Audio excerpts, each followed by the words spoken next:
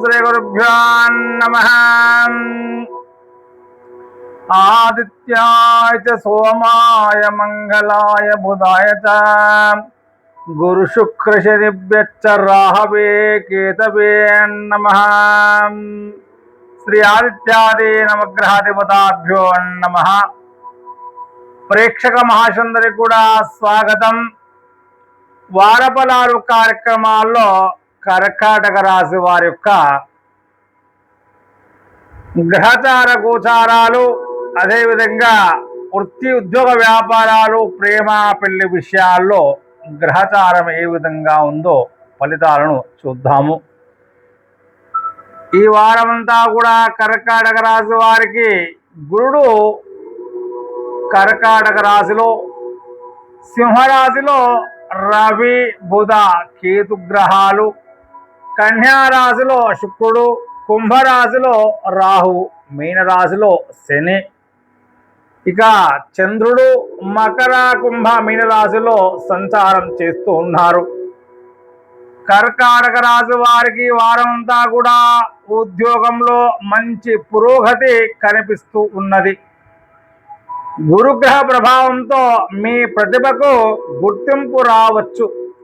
పై అధికారుల నుంచి సహకారం లభించే అవకాశాలు ఉన్నాయి.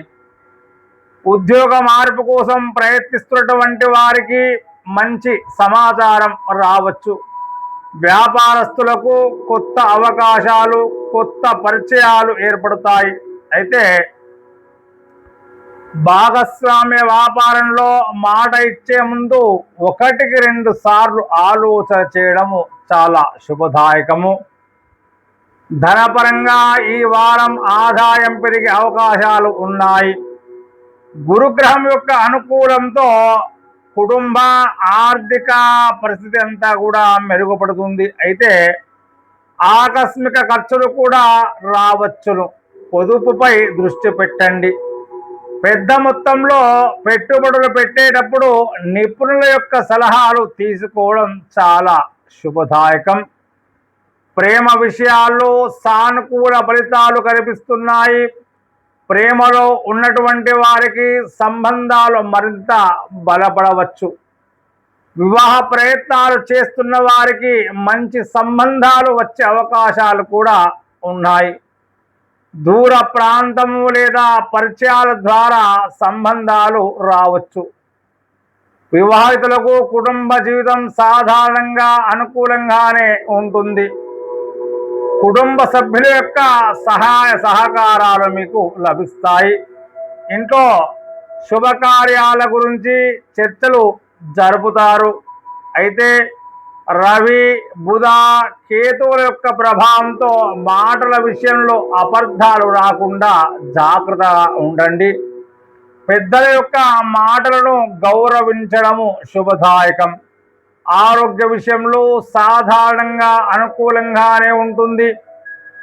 అయినప్పటికీ ఒత్తిడి, నిద్రలేమి, జీర్ణక్రియకు సంబంధించినటువంటి చిన్న చిన్న ఇబ్బందులు వచ్చే అవకాశం ఉంటుంది. కావున ఏమాత్రము కూడా నిర్లక్ష్యము చేయకండి.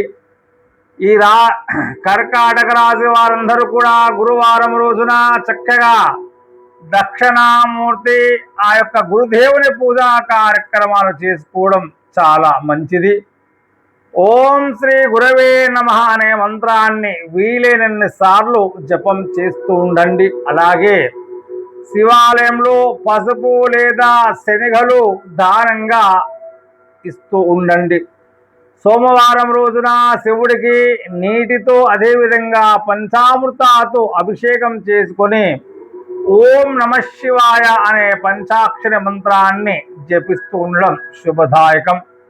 మొత్తం మీద కర్కాటక రాశి వారికి ఈ వారమంతా కూడా ఉద్యోగం, ఆర్థిక, కుటుంబం మరియు వివాహ విషయాల్లో మంచి అవకాశాలు కనిపిస్తున్నాయి. గురుని యొక్క అనుకూలతను ఉపయోగించుకొని ధైర్యంగా ముందుకు సాగండి. తొందరపాటు నిర్ణయాలకు మాత్రము దూరంగా ఉండండి. శుభం భూయాత్. సర్వే జనా సుఖినో భవంతు.